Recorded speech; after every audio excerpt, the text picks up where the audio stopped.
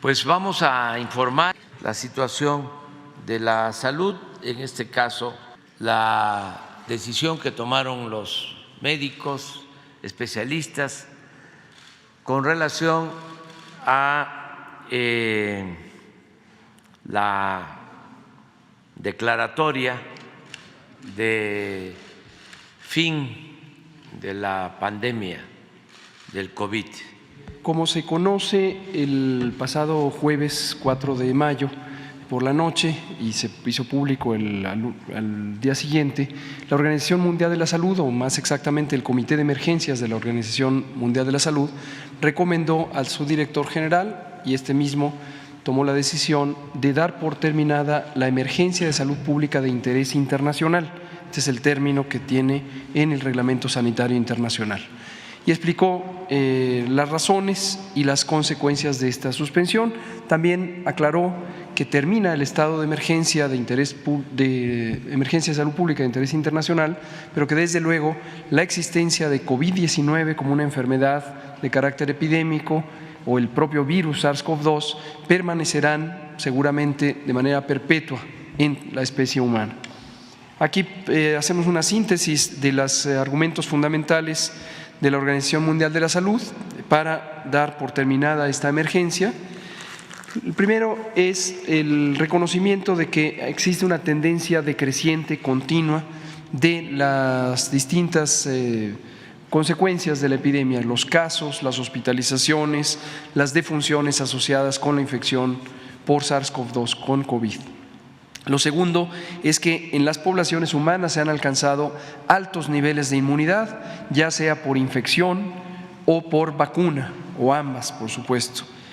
También que las variantes actuales del virus SARS-CoV-2 son variantes menos virulentas, es decir, tienen menor capacidad de causar daño grave. Y, por último, que el manejo clínico, el tratamiento de las personas enfermas ya tiene una mejor capacidad, no solamente por la existencia de algunos medicamentos, sino también por cambios en la práctica para tomar mejores decisiones sobre cuándo intubar, cuándo no intubar, a quién hay que darle medicamentos antiinflamatorios, esteroides, a quién no, etcétera, etcétera, etcétera. El punto es que estas características se cumplen también en el territorio mexicano, de hecho se cumplían ya desde hace varios meses, como lo habíamos venido señalando.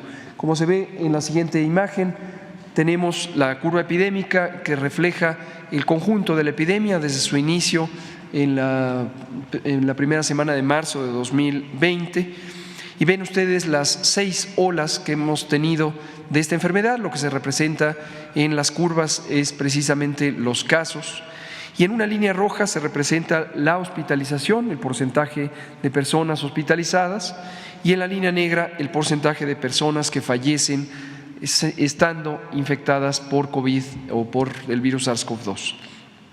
Y podemos ver de manera muy clara donde está la etiqueta morada, que es cuando entró Omicron en noviembre de 2021, cuando hubo un cambio muy importante en la epidemiología de COVID-19 en México, consistente con lo que ocurrió en otros lugares del mundo.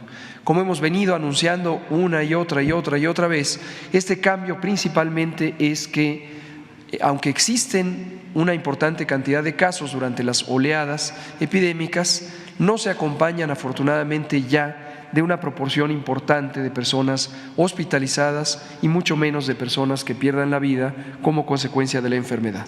Y podemos ver también en el caso mexicano que las olas 5 y 6, que son las que están en el lado derecho de la gráfica, fueron mucho menores incluso en la cantidad de casos comparadas con la ola 4, que fue precisamente en la que empezó a predominar Omicron.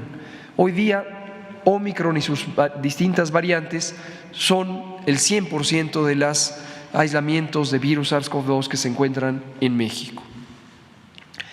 Respecto a la inmunidad, también en México se cumplen las condiciones que ha señalado la OMS. Prácticamente 95% de las personas tenemos anticuerpos contra el virus SARS-CoV-2, ya sea porque nos infectamos y padecimos COVID, ya sea porque fuimos vacunados en su momento. Y como se puede ver en el mapa, en todas las regiones del país se encuentran estos altos niveles de inmunidad.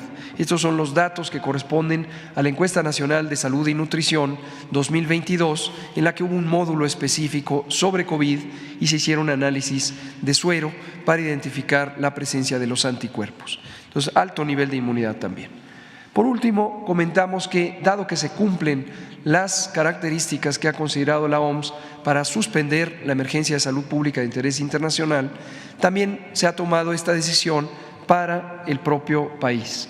El presidente ha firmado un decreto que pone fin a la vigencia del decreto original del 23 de marzo de 2020, en el que se estableció la situación de emergencia sanitaria asociada a COVID-19.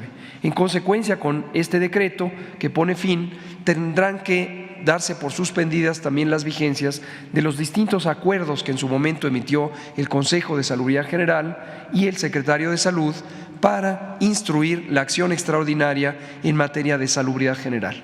Y en esta lista de 7 elementos comentamos lo que serán los componentes de un plan de largo plazo para el seguimiento de COVID, en la medida en que COVID-19, como lo hemos dicho repetidamente, ya se considera una enfermedad en estado endémico y ya no epidémico, es decir, permanecerá con nosotros por siempre, con altos y bajos seguramente predominando en la temporada fría del año. Algunas recomendaciones, no me detendré en cada una, que quiero destacar son la 4, en donde México tuvo la más grande reconversión hospitalaria del mundo. Tuvimos una habilitación de 74,000 camas durante el pico máximo de la segunda ola, 11,000 de ellas en camas con ventilador, y es la experiencia más grande de reconversión hospitalaria que se haya tenido en el mundo. El Instituto Mexicano de Seguro Social fue la institución que más contribuyó a esta reconversión. Esto lo que nos lleva es a dejar las bases técnicas para este proceso de reconversión ante la posibilidad de futuras epidemias. La 5 es la incorporación de la vacunación COVID con modificaciones a la política de vacunación contra COVID, ya de una manera permanente o regular en el programa de vacunación universal. En su momento se harán públicas las especificaciones técnicas. Y lo último, desde luego, la 7, es que mantendremos actualizado el plan de respuesta, preparación, respuesta y recuperación ante emergencias para que sea un instrumento que sirva ante cualquier nueva epidemia.